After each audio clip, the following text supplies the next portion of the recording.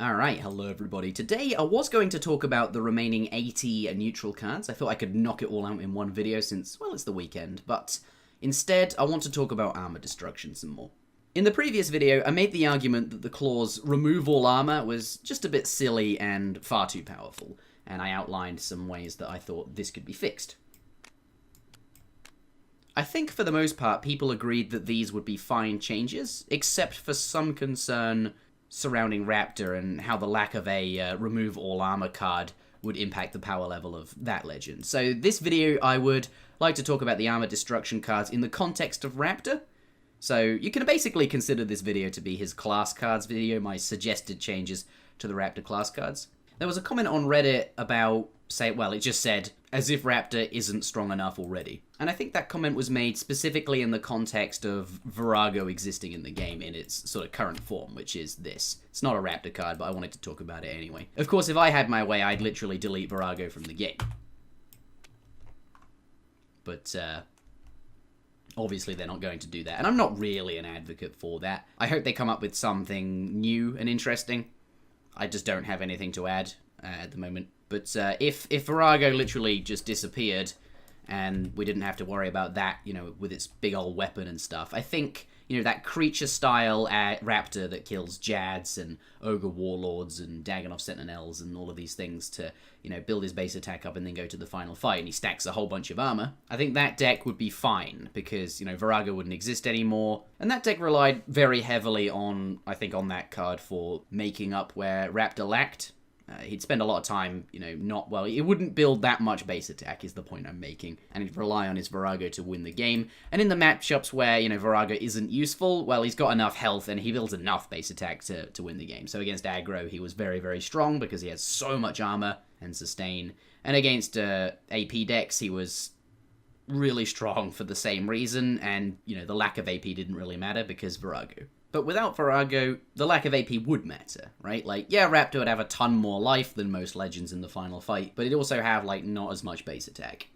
And that's kind of fair. And then overall, like, the result of the final fight would be interesting, because you're up against, Venescula with a ton of base attack and normal life, and Raptor with not as much base attack, but much more life. And then, like, I think that's a very interesting matchup that Virago just completely ruins. So I think these cards would be fine in the context of a game without Virago. I think the point that needs a lot more discussion is Armour Raptor. How does these changes impact Armour Raptor? Somebody said, well, this new green dragon, it's just going to feel like a slap on the wrists. 10 armor, off you go Raptor, no problem. Whereas this one was, well, I think there's no discussion to be had that this was a bit more than a slap on the wrist. This was a bit like a punch in the face, and then maybe a knee to the balls, and then maybe he's on the curb, so you start kicking him in the back, and, you know, you get the point, right? This was quite strong. Do I think that this is just a slap on the wrists, though? Well, I would like to point out that stealing 10 armor is actually better than just removing 20 armor. This is because, alright, you remove 20 armor, you reduce the effectiveness of the Dondakan's cannon, and that's the deck we're talking about now, the Dondakan Cannon Raptor. You reduce the effectiveness of that by 10 damage, because you've removed 20 armor from him. But if you steal 10 armor, then you're actually reducing the effectiveness of the cannon by 15, because, you know, you remove 10 armor, which makes the cannon do 5 less damage, and then you have 10 more armor, so the cannon does 10 less damage, because you have 10 armor. And this is also just a 20 life swing, straight up in a lot of matchups. The point at which you would kill a green dragon, it's going to be almost zero investment. You'll have enough base attack to just kill this. It'll be chapter 4 or 5, and then that's just a 20 life swing. And that's going to impact the final fight enormously. That's like maybe at least 2 hits, right? 3 hits sometimes. 3 hits worth of damage that might negate. Well, not negate, but swing, you know what I mean. The comments being left on the video made me want to playtest a bit more, so I got Scouse at a playtest with me. We played for maybe an hour and a half, 2 hours, and I can report that the Dondakan's Cannon Raptor, well, I say Dondakan's Cannon, but actually I ended up cutting the cannon, which might sound ludicrous, but I just didn't think it was that good. So it's this thing that's taking up 2 deck slots. You often just draw it, obviously, and because you're drawing it, like, on chapter 2 or 3, or even, you know, whenever it is that you draw it, it's not useful then. You don't want to play the cannon until chapter 5, because that's when you're going to have the most armor, that's where it's going to be most effective. You want to do that damage as late as possible, so they have, you know, the least amount of time to heal back up. So whenever you drew it, it would just be a dead card that didn't do anything. It didn't progress the agenda any further. And because of that, because it was like a dead card that you draw every now and again, I was running like above average card draw. I was running 2 White Wolves, and the gold's really nice, but also the War Tortoise, you know, that draw 4 cards when you spend 3 armor. So when you cut the cannon, you can also cut some of the card draw, because you're not drawing as many blanks, so you don't need as big a hand to find like a good, you know, chapter each turn. So it frees up a lot of deck slots, meaning you can focus a lot more on just stacking the armor as much as possible, right? You want to Void Brawler down, Fight Cauldron down, so that you're trading your health off for armor, and then you get, I don't know, as low as possible, as low as you can, maybe one life ideally, 3, 5, I don't know, whatever it is. And then you Ceradim and Brew up to full, and now you're at full life again with all this extra armor that you shouldn't really have been able to get, but you can because you're Raptor. And that's what Raptor does. And that feels really great. You can focus on doing that a lot better. And, you know, at the same time, you build some base attack as well. Full Darox is really good because, you know, 2 base attack is insane. Also, Berserker Shield's a good card. And then when you get to the final fight, you know, if you have, like, 70 armor and some base attack, you don't need a cannon. You're going to win in the final fight anyway. And against, like, aggro decks, that cannon really sucked. Because it just literally did nothing. Because you would never stack enough armor for it to be useful. So if you cut the cannon there, you can add more sustain along, you know, like Anticipation or Rock Crab or Armored Zombie or whatever it is. You just have more healing. Against mid-range decks, okay, so now that we're talking about deck categorizations, I want to be really clear here. Alright, so in basically every card game, all decks, except combo decks, we'll talk about that another time, it's a whole different discussion, but all decks can be sort of fit into 3 different categories. And these categories exist on a sort of spectrum, and they are aggro, mid-range, and control. Now, in Chronicle aggro, that makes sense, right? Decks that are aggressive want to deal damage quickly early on, and consistently do that throughout the game, and whittle you down until you die. Some decks can be more aggressive than others, and I think a good example would, you know, comparing Face Hunter and Tempo Mage in Hearthstone. I'll use that example because I think Hearthstone's a game most people have played. Forgive me if Tempo Mage doesn't exist anymore, I haven't been keeping up to date with the new sets. I actually haven't played Hearthstone since Chronicle went into open beta, and that was like a year and a few days ago now, so I haven't played Hearthstone since then, but hopefully that analogy will still work. Aggro makes sense in Chronicle. Now mid-range, that still kind of makes sense. Mid-range decks in Chronicle are the ones that build base attack and then try and deal damage to you afterwards. So, you know, stuff that runs like demons, right? Like the Demon Wolverine decks that run like Ketzek. And I think one of the strongest mid-range decks currently is Darkstrike Ariane. But there's also like Ozan decks with the Hope Devourer in them. And that one is kind of interesting because as you can move, like you can cut the damage cards and just keep the base attack, and you start running like Hope Devourer, and you move away from damage, and then you start moving into control, which is just, you know, a term that doesn't really make as much sense in Chronicle, but that's what those decks are. They're control decks. They want to go to the final fight and win the game. And, you know, all decks can exist on this spectrum. So, for example, you have a Raptor deck, Corp Beast in there, lots of heals, lots of armor. You want to go to the final fight. That's what the deck's doing. Clearly a control deck. But you can tech in, like an Ogre Chieftain. Let's say you keep running into somebody who, inverted commas, consistently gets 15 base attack every single game. If that were true, then, you know, Ogre Chieftain would be a good card to tech into your deck against that guy. Now, your deck's still a control deck, but it's now slightly more mid-range on this spectrum because you've got some damage in there. On the other end of the spectrum, we've got, like, Aggro Venescula, which builds base attack. It likes to get, you know, worthy opponent, even has Darox in there. Like, that is an aggro deck, but it's more mid-range because it builds more base attack and starts killing these sort of bigger creatures like Alpha Werewolf. But it's not totally mid-range like how, you know, Darkstrike Ariam kills Ketzek. And Revenant Knight, I suppose. But yeah, there's a spectrum. So please forgive me for the terrible graph I'm about to show you, but very broadly speaking, the 3 deck categories interact with each other like this. Traditional aggro usually beats the mid-range strike / damage / demon, whatever you want to call them, decks. And this is because, you know, these are building AP, so they're often killing creatures, or at least the current decks are, the most efficient ones. So the point is you'll be taking damage from those creatures, right? So not only are you taking damage from your deck, but also traditional aggro is dealing damage to you as well, and you don't really have as many heal cards because you've swapped them out for damage cards, right? So that does not say that there won't be any heals in there. Like Color Narromancer is certainly going to be in the mid-range decks because that's not too hard to kill at all, and, you know, you want to stand some kind of a chance against an aggro deck because, you know, they do sometimes beat. The arrow doesn't mean that they always win. Like, It's just favored, is what that means.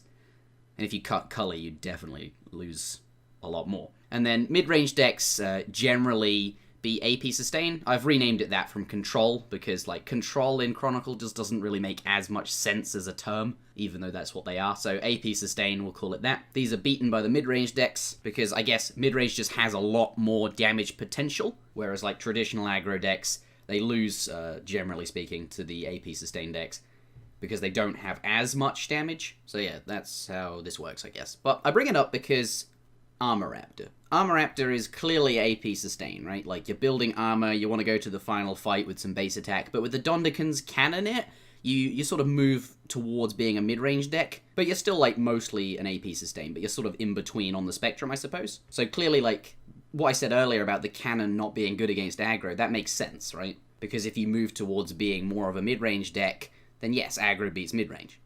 So if you take the cannon out, you move more to being AP sustain, because you can put different cards in for that agenda. And yeah, of course, you get better against aggro. That's how that works. The interesting point I want to bring up is the mirror match. So cannon might still be, obviously, a really good card to put in your deck.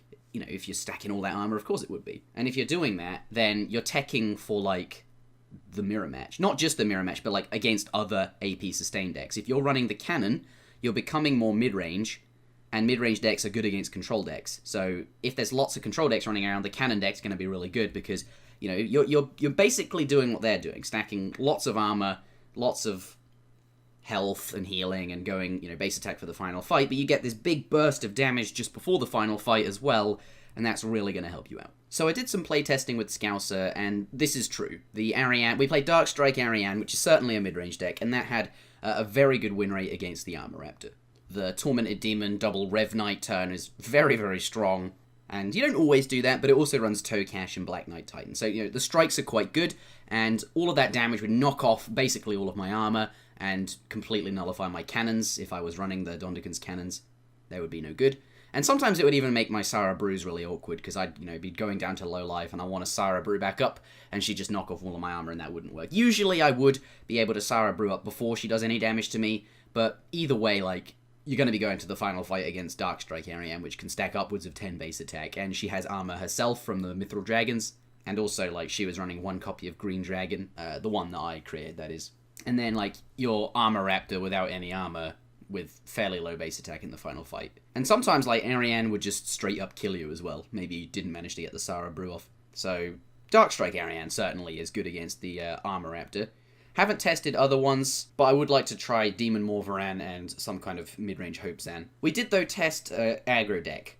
We had an aggro Ozan, and the Armour Raptor had an overwhelmingly good win rate against this aggro deck, which is what what should be expected, honestly. I haven't tested the 3 base attack sort of Venescula aggro deck. I'd like to see how that goes, but I imagine it will also be a positive win rate.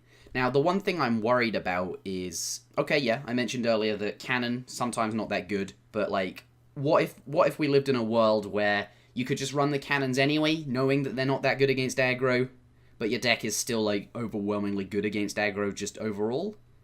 Certainly it could be better if you took out the cannons, but you're leaving them in because you want to have that edge over other, you know, in the control mirror match. So, against other control decks, right? Not necessarily the armor mirror match, the Armour Raptor mirror match, but other control decks. So, you know, like the existing Raptor that we have, Calphite Morvaran, Beast Morvaran, just any other control deck. We did actually test that matchup as well. We played a couple of control mirrors, and the games were quite close. 50-50 win rate overall. Well, I don't know for certain, I wasn't counting, but it did feel very even.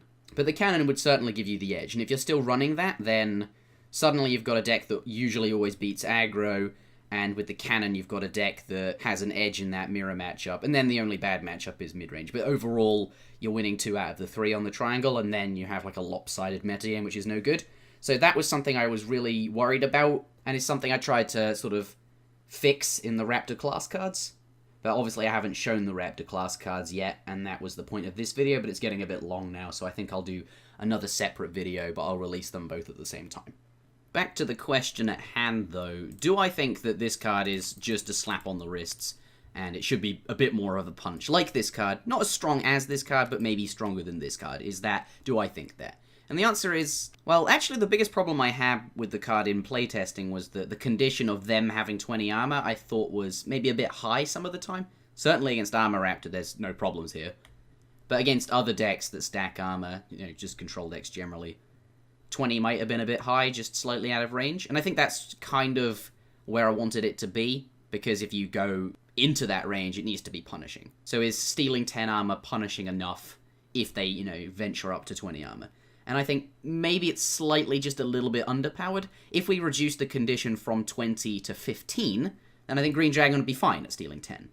But I think maybe it could steal, 12 armor? I know that's not much more, but that's still now a 24 life swing, which is actually enormous. So there's two directions here. There's either reduce it from 20 to 15 armor, and then I think this is fine, but that doesn't really fit the role of the card I originally thought up. I wanted this to be the punish tech card, so I think maybe it could be steal 12 armor. Possibly 13, but then we're getting pretty close to 30, and 26 is very, very high. At any rate, though, I don't think the game needs one of these, and I think the power level of Armour Raptor will be reasonable. Once I show the class cards, that should become clear. The game doesn't need one of these, that's for sure. This is my suggestion, and now I've put it out there, and that was the mission that I set out to do, to put something out there. Doesn't have to be changed to this, but this is just an idea. Jagex can change it to whatever they like. There was some talk about, why don't you just make it, remove half of your rival's armor? But the issue with that is, for it to have, the same effect as my Green Dragon, they'd have to have 40 armor, and then you reduce their armor down to 20, and that's, a 20 life swing. Whereas this, they only need 20 armor for it to be a 20 life swing. So I think there's the problem with, removing half of armor from both legends. Alright, next up, Exiled Calphite Paragon. And I think this card is fine. I spoke about it in the previous video, and I said, a good tool for aggro, and in playtesting it certainly was, but not insane. Because, not all of the time would they even get to 12 armor. If you're an aggro deck, you're constantly dealing damage, it'll always be hard for them to get there. You might remove, 8 if you're lucky. The point is, if you want to get full effectiveness out of this, you have to, hold on to it a chapter and wait for them to stack armor. And if they're stacking armor, you're probably, losing. So this isn't going to help you whilst you're ahead, it only helps you catch up. Which I think is fine. You can't finish the game out with this. I mean, sometimes you might, you might remove their armor, then they'll face tank a sentinel, but, that's very edge case. The final comment I'd like to talk about this video was about Raging Calphite. They said, this isn't good enough. They compared it to the Ogre Brute that I suggested, so for those that didn't watch the previous video, or have perhaps forgotten, I changed Ogre Brute to say, if your rival has 5 base attack, they lose a base attack, to if they have 4 base attack, they lose a base attack. So just bringing that down a notch, making that condition easier to meet, so Ogre Brute might, be a bit better. But they said, if that Ogre Brute was put into the game, why would you run this? Because an Ogre Brute that removed a base attack when they got 4 would just be good against all control decks, right? Whereas this is only going to be good against a deck that will, get 10 armor early on. And how many decks do get 10 armor early on? Certainly a lot of decks get 10 armor, but maybe not early enough for this to be meaningful. The point is, Ogre Brute is probably stronger. And I think I agree with that. I think they are quite similar in power level, but Ogre Brute might just be edging it there. And if not anything else, the comparison certainly highlights a problem with what I was trying to make this card do. It was supposed to be a card that really punished you for, having lots of armor. And I think just the 10 clause isn't high enough. Well, as I said, it's actually too high for 1 base attack. But if we made it say they lose 2 base attack, this would be a lot more of a punishing card, in the same way that perhaps the Green Dragon is. You'll really want to punish people for going into the high numbers. That was the idea, but this just doesn't do that. So maybe it ought to be a bit more like Green Dragon in the sense that if your rival has 20 or more armor, like this, then they lose 2 base attack. And I think that would, be sufficiently good against armor stacking decks, perhaps. I think Linza would really need that against an Armour Raptor because, she doesn't have particularly high base attack. Certainly she has Tetsu Katana, and that's definitely going to help. But when we're talking about, 70 armor or more, and that Katana's not that good, and then your base attack is the thing that's really going to make the difference. So she needs this to kind of even the playing field a bit. I think it ought to say lose 2. I think that might be where it should be. Obviously, the condition could be a lot higher. And then I think that, fills the role I set out to make and makes it distinct from Ogre Brute. Alright, so that's that. I'll upload this now and then start recording this video. So thank you very much for watching. Leave a like if you thought this was interesting, and I'll see you all again next time.